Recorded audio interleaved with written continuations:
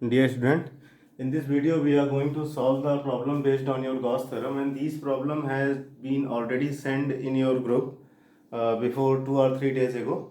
So on coming to the first problem, it is saying that consider a uniform electric field E is equal to, electric field is given over here, E is equal to 3 into 10 to the power 3 I cap Newton per coulomb. And we know very well that electric field is a vector quantity, and I cap is representing that the direction of electric field is along the positive x-axis, and the magnitude of electric field is how much? It's your 3 into 10 to the power 3. So we have to use direction as well as magnitude of electric field during solving the problems based on your Gauss theorem. Clear? And the first thing इसमें पूछ रहा है, what is the flux of this field through a square of 10 centimeter on a side whose plane is parallel to YZ plane. Clear? So on coming to this problem, it is saying that since we know that we have three coordinate axes, that is your x-axis, y-axis and the z-axis, and plane is what you already studied in your class 11, the chapter motion in a plane, in which we study about the coordinate system and different planes. Clear? तो यहाँ पर कह रहा है कि this is a electric field. Clear? कह रहा if there is a square and the side of square is given how much? It's your 10 centimetre. ठीक है, and the sides of square are parallel to YZ plane. So what will be the YZ plane? The plane made up from the Y axis as well as the Z axis is said to be the YZ plane. So it is said to be the YZ plane. It means क्या ये? This plane is something like this. इसका मतलब क्या है कि इस coordinate axis में कहीं पर इस तरीके से कि स्क्वायर को क्या करना है, हमें यहाँ पर ये रखना है. तो हमने क्या किया है कि स्क्वायर यहाँ पर इस तरीके से इस तरीके से प्लेस्ड कर दिया ये. And this is a square which is whose sides are parallel to the YZ plane. That is your Z axis, Y axis. This is the square which is a plane and whose side is parallel to the YZ plane. And what is given? The side of the square is given as your 10 centimeter, 10 centimeter, 10 centimeter and 10 centimeter. Clear? And the one thing is also given, that electric field is given as your 3 into 10 to the power 3. The magnitude of electric field is 3 into 10 to the power 3, but electric field is moving towards the positive x axis direction. So we have to make this electric field. यहाँ पर अपन ने electric field को क्या कर लिया, इस तरीके से ड्रॉ कर लिया. So this is your electric field whose magnitude is given as 3 into 10 to the power 3 Newton per coulomb. Clear? And this problem is asked in your board example in multiple times, so please concentrate on this problem. Why I am drawing these type of parallel lines? Clear? So electric field is uniform over here, and uniform electric field, how to draw the uniform electric field? So these can be shown by your parallel lines. Why it is your uniform? Because direction is x-axis but magnitude is only 3 into 10 to the power 3. आप कहीं भी जाओ x-axis में हमेशा magnitude कितना रहेगा? 3 into 10 to the power 3. So on coming to the part number A of this problem, he is saying that if the situation is like this, then what is the flux passing out this square? Clear? So what is the flux passing out this square? So we have to use two methods for finding the flux. The first method is your flux E, phi E is your from your traditional method, that is nothing but that is your E dot ds, and the second is your flux के लिए you can use Gauss theorem, that is your total charge enclosed divided by what? It's your epsilon naught. Clear? So on coming to this problem, if the square is like this, electric field is crossing like this, so I have to for calculation of the flux, so you have to what? You have to take a small area on this square, that is your ds, and area vector किधर होगा इसका? हमेशा perpendicular outside the plane. So if we plot a small ds over here, and it will become the area vector of this square over here. So the area vector is in the direction of electric field. That's why the angle between area vector and electric field is how much? It's your 0 degree. So on coming to this formula, we know that phi is equal to E dot ds. So here if we apply the product rule of the vectors, it will become E ds cos theta, and theta over here is your how much? 0. So cos 0 will become 0. Since electric field is uniform, it will come out from your integration. So you get only the ds. And what is this? This is the complete area of that surface in which you have taken the area ds. Clear? So the complete area of this surface is how much? This surface is a square. And what will be the square? It's your a square. So the side of the square is your 10 centimeter. Then what will be the area of this one? तो इसका complete जो area हो जाएगा S, that is your 10 into 10, that will become your 100 centimeter square. And इसको अगर if we convert it into your meter square, so you have to multiply it from 10 to the power minus 4 meter square.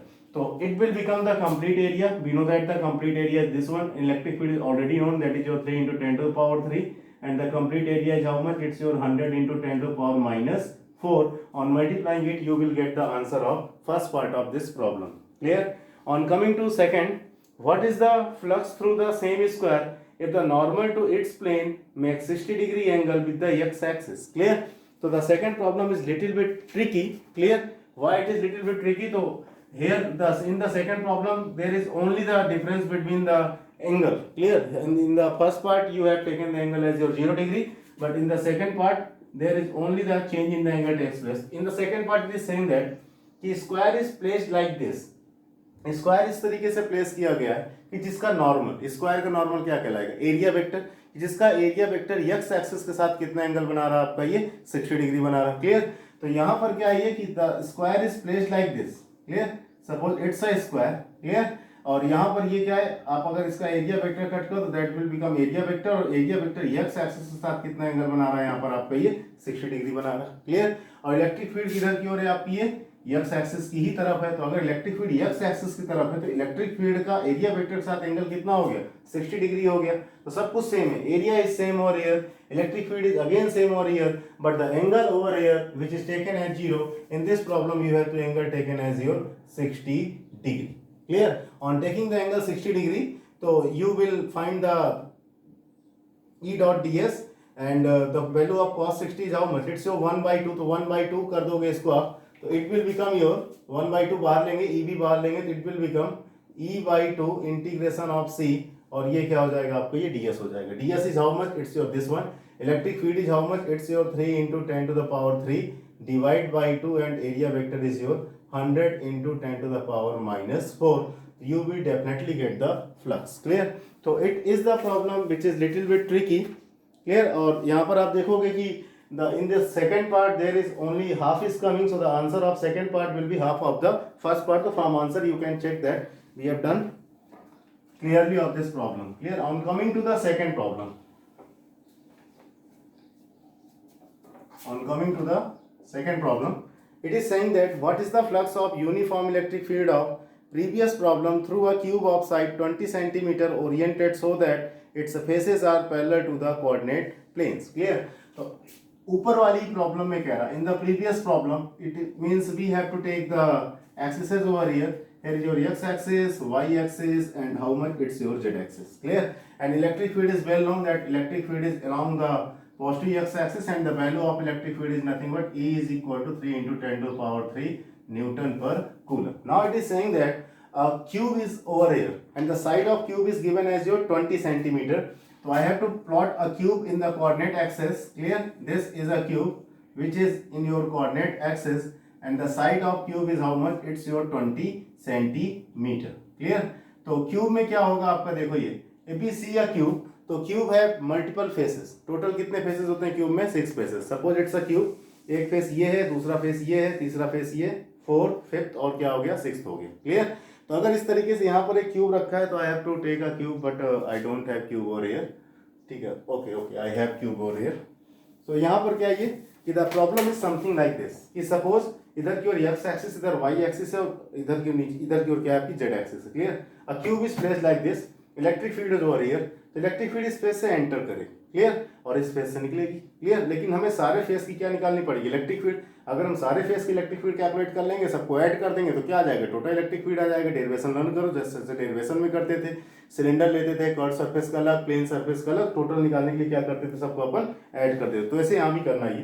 तो यहाँ पर क्या, ये देखो, ये face number 1 and the face number 2. Clear? Just focus on face number 1 and face number 2. Face number 1 का area vector किधर होगा?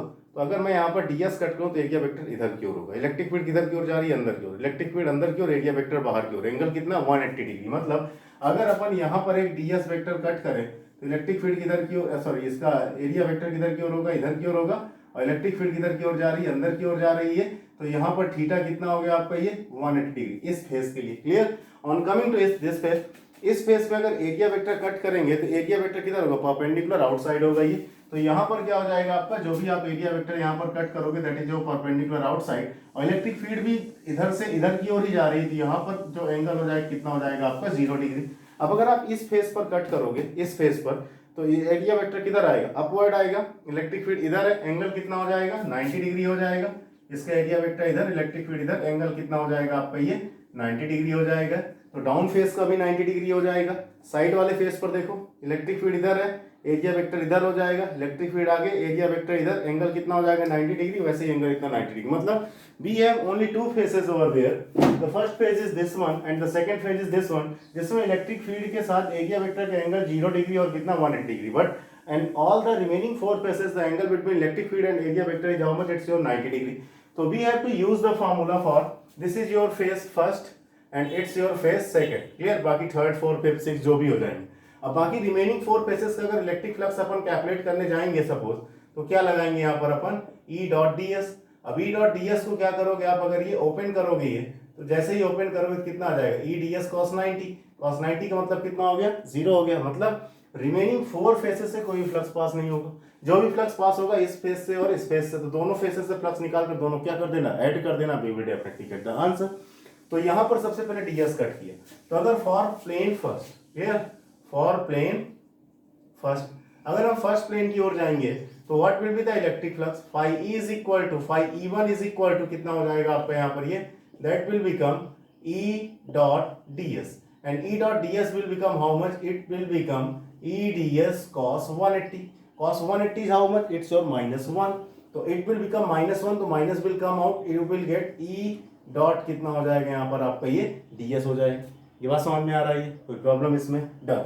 अभी यहाँ पर चाहूँ तो इसको सॉल्व कर सकता हूँ, लेकिन आप सॉल्व मत करो, नहीं करना हो तो कर सकते हो। इलेक्ट्रिक फील्ड को आप बाहर ले लो यहाँ पर, ये done, it will become how much, it will become your ds, ds is what, इस फेस पर आपने एरिया कट किया तो इस फेस का टोटल एरिया कितना हो जाएगा, तो ये क्यूब है तो ये एक फेस क्या हो जाएगा, स्क्वायर हो जाएगा। साइड कितनी है इसकी 20 सेंटीमीटर, 20 सेंटीमीटर, तो यहाँ पर चाहे इस फेस का चाहे इस फेस का जब टोटल एरिया निकालेंगे कितना आ जाएगा 20 इंटू 20, ये कितना आ जाएगा आपको ये 400 centimetre square. On converting it into metre it will become 10 to the power -4, how much, it's your metre square. So the complete area is known, electric field is previously known that 3 into 10 to power कितना आपको ये -3 है। तो on putting all the values you will find the that is your flux passing from this phase, but this is not our main aim. Our main aim to find the complete flux passing through this cube. So we already find that for the four planes the flux is 0. this plane का flux कितना है, इतना आया ही। अब अगर इस phase का flux अगर अपन निकालने जाएंगे तो what will happen now? Now in this problem you have to do nothing but put the angle 0 degree over. When you put cos 0 it will become 1. So the same thing you will obtain but with a positive sign. Clear? Here it is coming negative sign due to the angle 180. For this phase the same thing will come with a positive sign, और जब same thing positive sign के साथ आएगी and whenever we go for the total flux तो we have to use flux from first plus flux from second plus flux from third fourth fifth and sixth. इनका flux हो चुका है 0, इसका flux minus में है, इसका फ्लक्स प्लस में है, दोनों सेम टू सेम है, दोनों को ऐड कर दोगे टोटल फ्लक्स कितना आ जाएगा आपका यहाँ पर ये 0 डिग्री आ जाएगा। कोई प्रॉब्लम इसमें?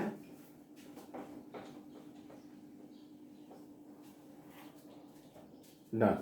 So on coming to the next problem, one minute. Okay.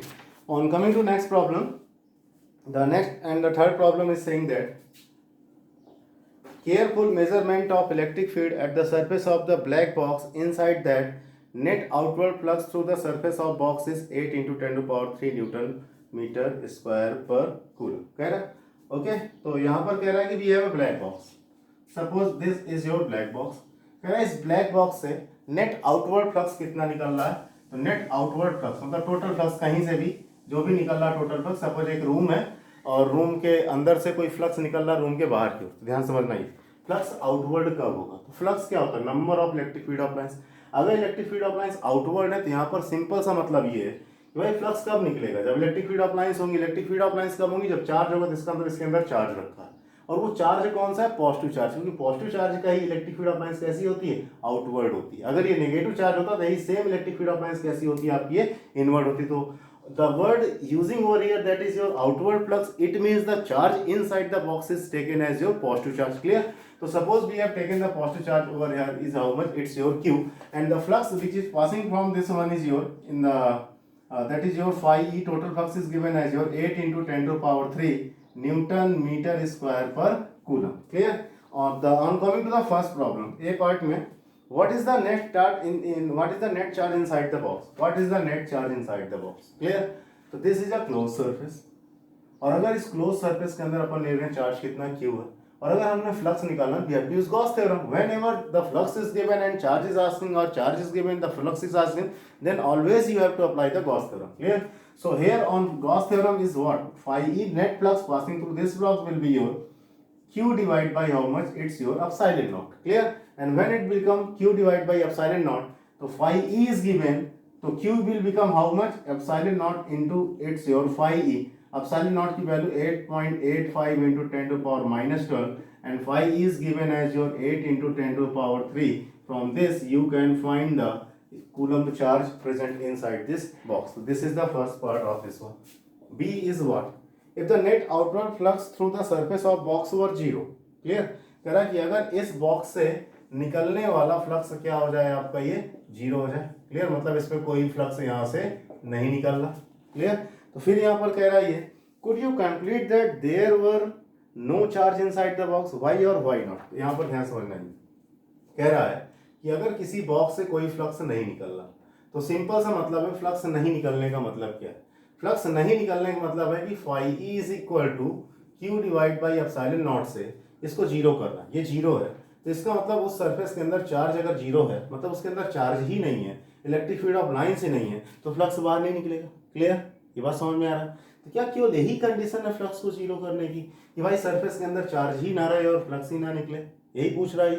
तो क्या यही कह रहा है कि क्या ये बात सही है कि अगर फ्लक्स नहीं निकल रहा है तो क्या हमेशा उसके अंदर चार्ज 0 होगा? इस बात को आपको क्लियरिफाई करना कि क्या चार्ज 0 होने पर ही फ्लक्स 0 हो सकता है, या कोई और कंडीशन भी हो सकती है जिससे फ्लक्स 0 हो सकता है। क्लियर? तो द फर्स्ट थिंग कि अगर इसके अंदर चार्ज 0 है तो फ्लक्स कितना हो जाएगा? 0 हो जाएगा।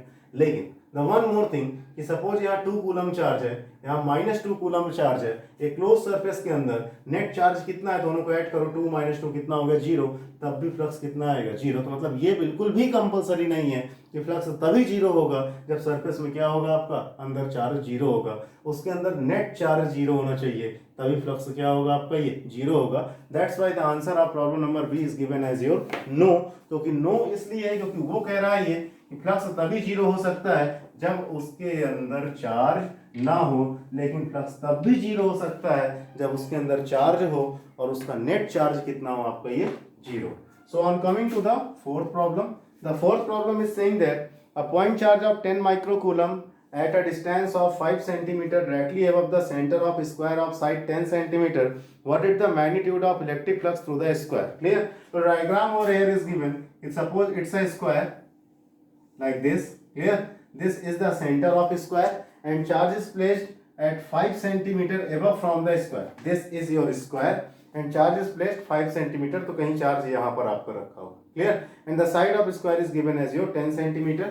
So the distance is given as how much? It's your 5 centimeter, and the value of charge is placed over here, and that is nothing but it's your how much? 10 microcoulomb. Clear?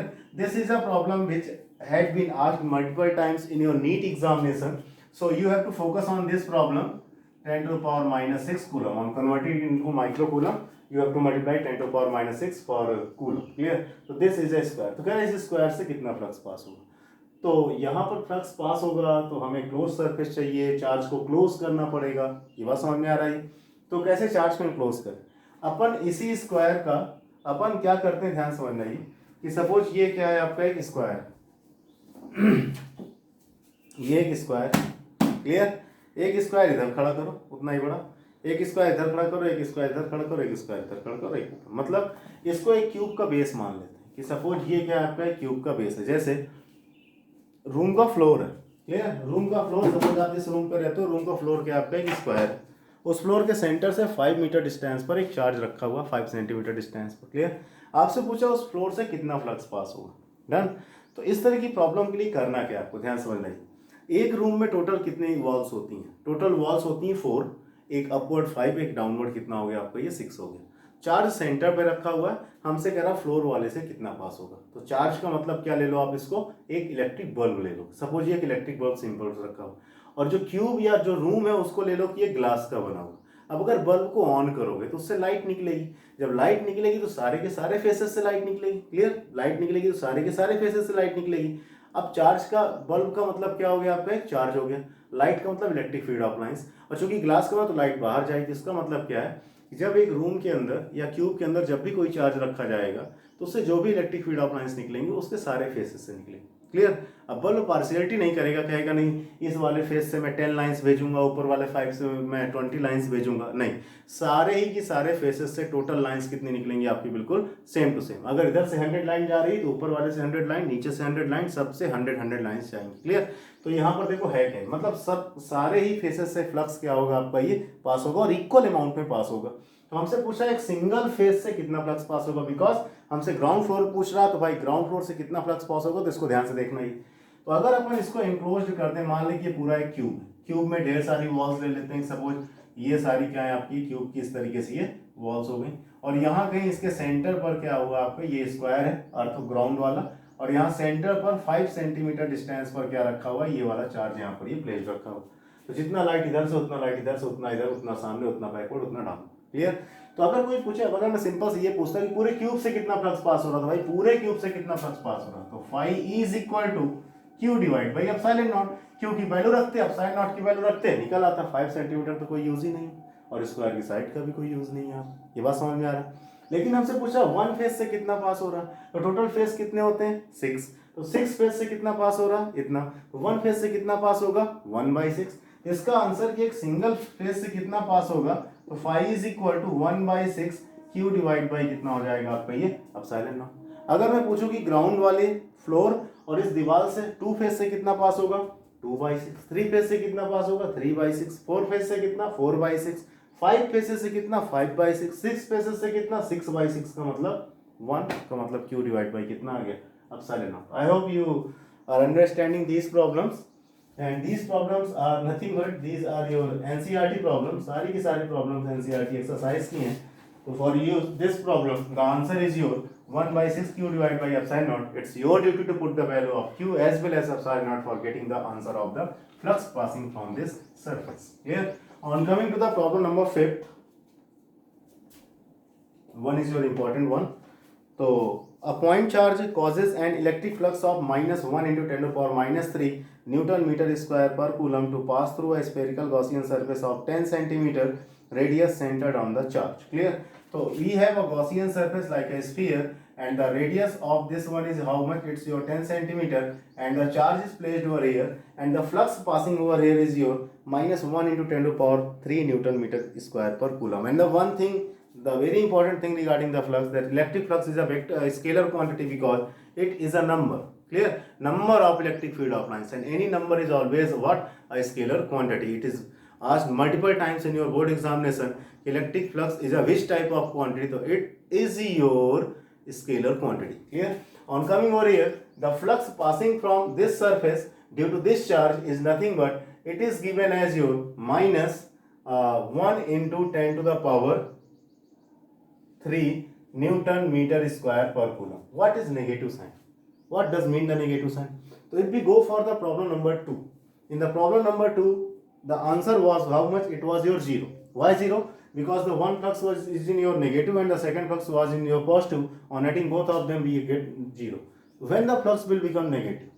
Negative flux कब हुआ बच्चा? जब angle कितना हो 180 degree. तो इसका मतलब flux plus भी हो सकता है और माइनस भी हो सकता है। Totally depends on the angle between electric field and area vector. If the flux is negative, it means negative flux का मतलब यहाँ पर सिंपल सा मतलब होता है आपका ये इनवर्ड, क्लियर। पॉजिटिव होता है तो इसका मतलब क्या होता है आउटवर्ड। ये प्रॉब्लम मैंने ये भी बताया था कि अगर फ्लक्स आउटवर्ड दिया तो अंदर कौन सा charge? Positive charge. Flux negative दिया है तो इसका मतलब इलेक्ट्रिक फील्ड ऑफ लाइंस कैसी आ रही हैं? इनवर्ड आ रही है। इसका मतलब इसके अंदर जो चार्ज रखा है वो कौन सा चार्ज रखा है आपका? ये नेगेटिव चार्ज। ये बात समझ में आ रहा है? कोई प्रॉब्लम इसमें? डन। तो coming to the first part, if the radius तो on coming to the second part of this problem, क्या कह रहा है? What is the value of point charge inside it? A surface, flux is given. तो on using Gauss theorem, phi is equal to Q divide by epsilon naught. It is given as your -1 × 10⁻³ into epsilon naught is equal to q. On putting the value of epsilon naught, you will get the value of q, और q यहाँ कैसा आएगा? Negative, जो कि मैं पहले elaborate कर चुकी। क्लियर? अब यहाँ पर ध्यान समझना है, सपोज ये आपका एक ग्लास का बना हुआ है और यहाँ एक बल्ब है, चार्ज लाइक अ बल्ब, और बाहर से क्या आ रही, लाइट्स आ रही, कितनी लाइट आ रही, 1 2 3 4 5 6 6 इलेक्ट्रिक फील्ड ऑफ लाइन से मान लो। कह रहा अगर इसकी रेडियस को डबल कर दिया जाए, चलो अगर इसकी रेडियस को डबल कर दिया जाए तो अब भी कितनी लाइन्स आ रही, 6 लाइन्स ही आ रही ना, क्या उससे ज़्यादा लाइन्स बढ़ जाएंगी क्या, लाइन्स नहीं बढ़ेंगी। आप कितना भी साइज कर दो तो गॉसियन सरफेस का साइज चेंज करने पर उसके फ्लक्स पर कभी भी कोई भी फर्क नहीं पड़ता। ये बात समझ में आ रहा है। तो the first part is saying that if the radius of Gaussian surface were double, how much flux would pass through the surface? The answer is your this one. Clear? Simple answer. जो पहले flux था वही बाद में flux रहेगा, because flux is number of electric field of lines passing through the surface, and if there are only 6 electric field of lines, तो आप कितनी बड़ी भी सरफेस ले लो, केवल कितनी इलेक्ट्रिक फील्ड ऑफ लाइन्स रहेंगी, 6 इलेक्ट्रिक फील्ड ऑफ लाइन्स रहेंगी, उस पर कोई भी फर्क नहीं पड़ना। ये बात समझ में आ रहा है। I hope you are understanding all these problems. So we are going to the next problem.